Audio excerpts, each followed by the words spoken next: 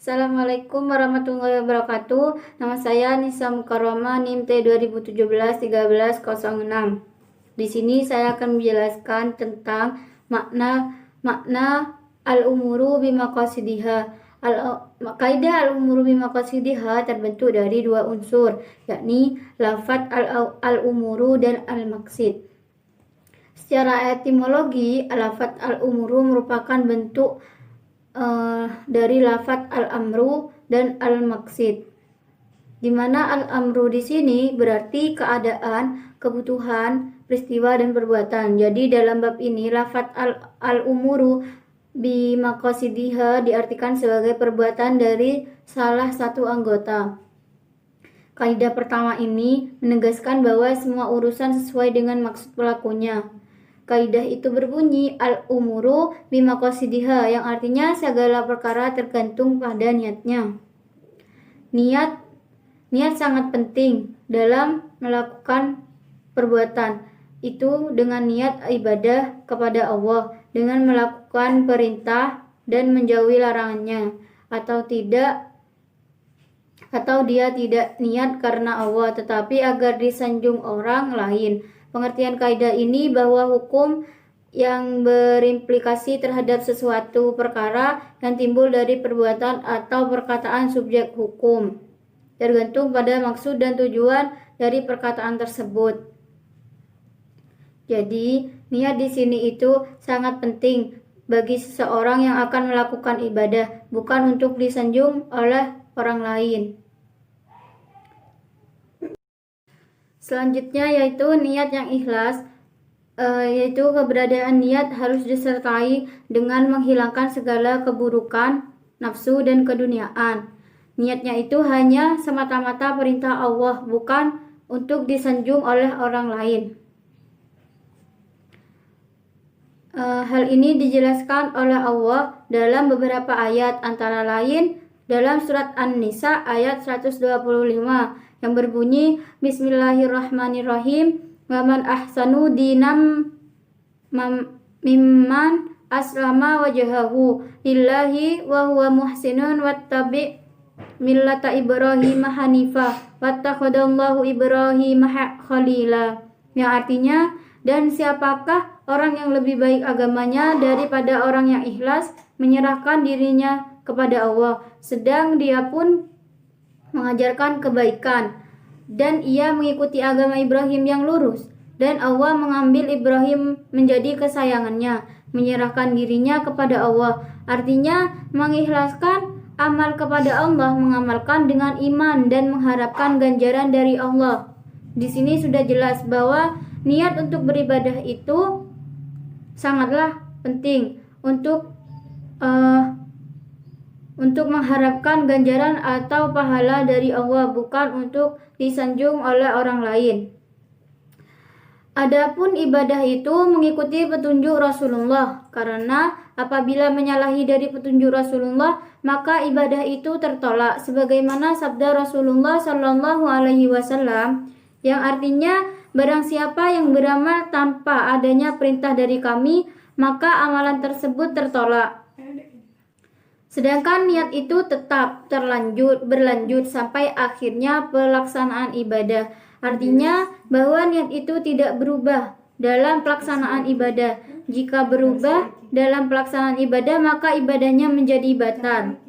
3 syarat tersebut di atas, apabila salah satunya tidak terpenuhi, maka amal itu tidak sah atau batal. Jadi sudah jelas di sini, niat itu sangatlah penting untuk melakukan ibadah. Jadi seperti itu, kurang lebihnya mohon maaf apabila ada kesalahan. Wabillahi taufiq wal hidayah. Wassalamualaikum warahmatullahi wabarakatuh. Bismillahirrahmanirrahim. Assalamualaikum warahmatullahi ta'ala wabarakatuh.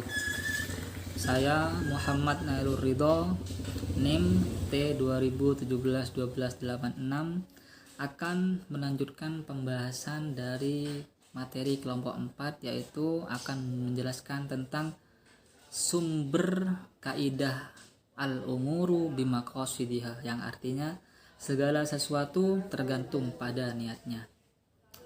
Baik, Yang pertama di sini adalah hukum-hukum fikih itu dibangun atas dasar ijtihad para ulama terhadap ayat-ayat Al-Qur'an maupun hadis-hadis Nabi. Jadi para mujtahid sebelum mencari hukum itu dasarnya adalah Al-Qur'an dan hadis. Kemudian sumber dari kaidah al-umuru bimaqasidihha ini ada dua sumber. Yang pertama dari dalam ayat Al-Qur'an, kemudian yang kedua dikuatkan oleh hadis Nabi Muhammad sallallahu alaihi wasallam. Baik, sumber yang pertama dari dalam Al-Qur'an yaitu ada pada surat Al-Bayyinah ayat 5 yang berbunyi Bismillahirrahmanirrahim wa ma umiru illa liya'budullaha mukhlishina lahuddin hunafa'a wa yuqimus sholata wa yu'tuz zakata wa dzalika dinul qayyimah. Kemudian ada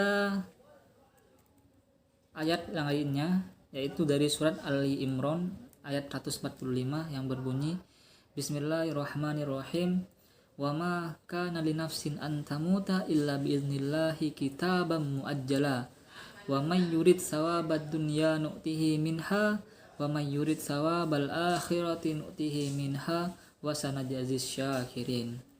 Kemudian selain dari ayat Al-Qur'an ada bersumber juga dari hadis Nabi Muhammad SAW, terutama dalam kaidah al-umur bimaqasidihha ini bersumber pada hadis yang masyhur di kalangan kita atau hadis yang terkenal di kalangan kita, yaitu hadis innamal a'malu binniyat, segala perbuatan itu hanyalah dengan niat. Jadi hadis ini adalah sumber dari kaidah al-umur bimaqasidihha. Ada hadis lain yaitu la amala liman la niyata lahu, tidak dianggap amalan seseorang yang tidak berniat. Kemudian ada hadis lain lagi yaitu niyatul mu'min khairum min amalihi, niat seorang mukmin lebih baik dari amalannya. Jadi kaidah al-umuru bimaqasidihha ini bersumber dari Al-Quran dan hadis yang saya sebutkan barusan. Kemudian kenapa? Sebab bisa begitu. Sebab perbuatan atau amal manusia itu ada 3 macam, yaitu satu dengan hati atau bil qalbi, kemudian yang kedua dengan ucapan atau bil lisani, kemudian yang ketiga dengan tindakan atau bil fi'li. Baik, mungkin itu saja yang dapat saya sampaikan. Kurang lebihnya mohon maaf. Wassalamualaikum warahmatullahi taala wabarakatuh. Ya baik, sebelumnya assalamualaikum warahmatullahi taala wabarakatuh. Jadi perkenalkan, nama saya Muhammad Setiawan Rizkianto, NIM T 2017-1317. Di sini saya akan menyambung materi tentang umur bimaqasidihha, yaitu sub yang ketiga, yaitu penerapan kaidah dalam suatu kasus. Kembali ke topik awal, umur bimaqasidihha. Kita review sedikit ya.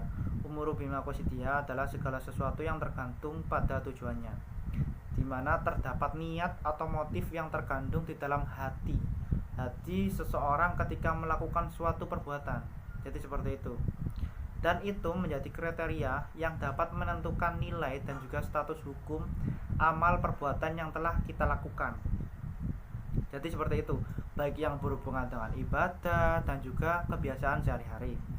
Terus lantas bagaimana contohnya dalam penerapan kehidupan sehari-hari?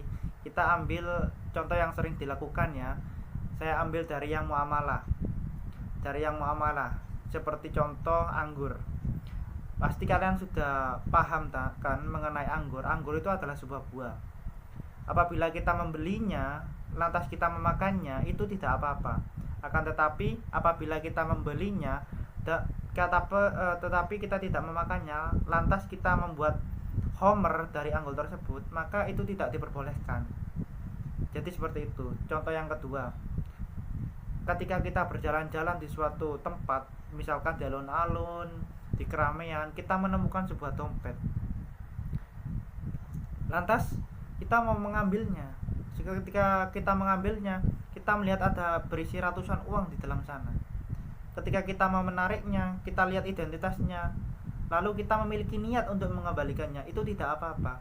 Akan tetapi yang tidak diperbolehkan adalah ketika kita menemukan sebuah dompet dan ada beberapa ratus ribu uang dan ada identitas, akan tetapi kita tidak mengembalikannya, itu yang tidak diperbolehkan. Jadi seperti itu.